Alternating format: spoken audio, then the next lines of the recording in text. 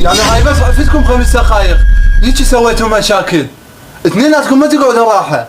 خلي اجيب الحسام واجي انا اعلمكم اليوم. مصطفى راح اروح اجيب مسواق واجي. ما تاخر 5 دقايق. دير بالك على ابني لا تسوي مشاكل. ماشي بعد ما اوصيكم.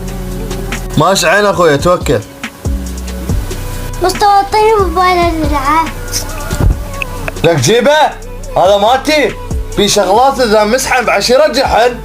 يلا يلا روح. انا ما اخلي يجيبويا شو اسوي بيك؟ دروح انت وابوك ما تخوفني. لك هاي تضربه بالنعال. ابوك شنو ما مربيك؟ ابوك مو قال له سوي المشاكل. هسه خليه يجي انا اعلمك خليه ادبه.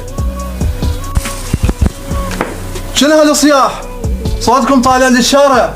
بعدين هذا النعال شنو بلقاه؟